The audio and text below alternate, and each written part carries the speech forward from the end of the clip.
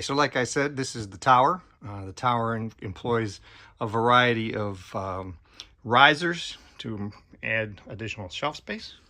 So let's walk up the handy dandy ladder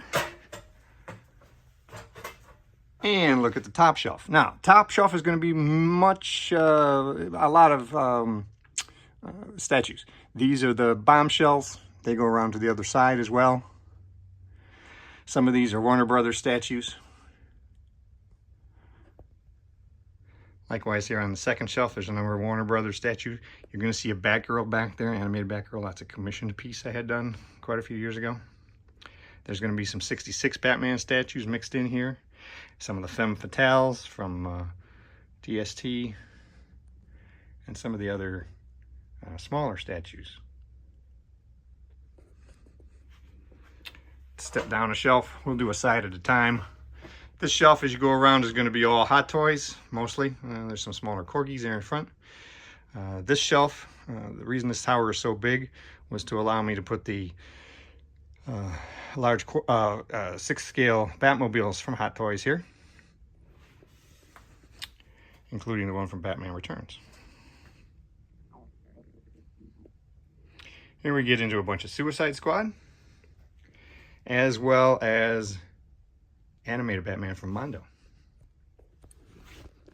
On the bottom, 66 Batman. So we've got figures from McFarlane and Mattel. We've got some Mezco stuff. Anybody who did various 66 Batman stuff, here's going to have some examples of it here, including the two Barbies. And on the bottom, very bottom, I kept the cover for the 89 Batmobile, as well as Batmobile engineering drawing. So let's walk around to the end. This is the tightest walk in the place. Most of these aisles are 36 inches wide, but this one's about 32 as you get around the corner here. Sadly, I did it so that it was 36 from the window and forgot that the shelves were going to be sticking out. More of the statues, some Kotobukiya work, lots of stuff from different companies. Some more of the Harleys. This is sort of a Harley shelf, sort of. Although there's some Wonder Woman there you can see too. But some Harleys in their different incarnations. This is the 3-foot end, which is why it's shorter. And then we have Hot Toys, the Bat Pod, as well as a nice scene with Batman and Joker talking to each other.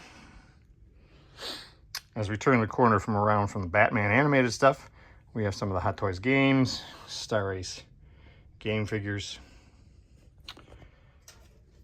Here you're going to notice one of the very first Hot Toys figures produced. I think this is MMS 13, maybe? I left him in the box. Let's face it, the quality of the figure itself is not up to snuff to be out with the other Hot Toys figures, but it's cool to have him. And then we have some old Mattel stuff. 12-inch. All right, let's walk around here. There's some chairs out in the way. And look at the other long side. Again, as I said, this top is a lot of statues. You'll notice the riser allows you to see everything from below. And this is, again, bombshells. I'm almost complete with the bombshells. There's 2 or 3 of the sepia tone variants I didn't pick up. This didn't do much for me at the time. And I still haven't picked them up.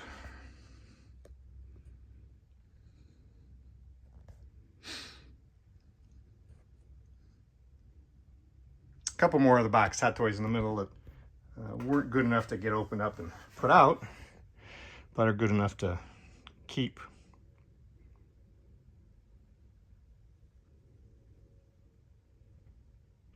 And this is the other side of the tumbler.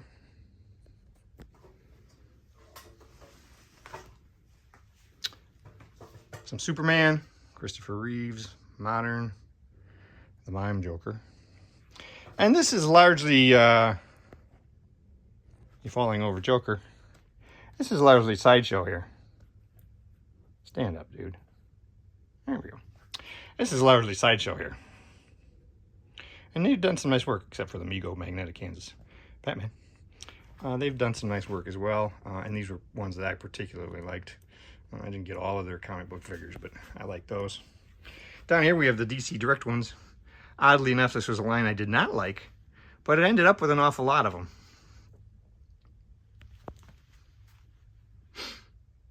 There's a few more now that I'm going to pick up, but I have pretty much all the ones I need. On the floor, we have some more boxed items. That's pretty hard to get Batmobile over there. It was a SDCC exclusive. As well as some microverse sets. It's also worth noting that there's some of the Takara. That's the Takara Batman and Catwoman back there. So it's not all Hot Toys. And but it is mostly. And we finish up with the other end, which of course on top is the bombshells. Some terrific statues from the animated series, as well as Super Friends. The front of the tumbler with a few more of the key characters. And the front of the 89 Batmobile. And we finish out down below. There's another Mego, or no, excuse me, Mego. It's a Captain Action Batman over there, as well as some more of the DC Direct 13-inch stuff. Oh, and there's a couple of things on the floor, including a toothbrush holder. So that's it for this week. Those are the two one-take tours for the gray section. Next week, I might bounce over and do something completely different. Let me know if there's something you're looking forward to. Thanks a lot.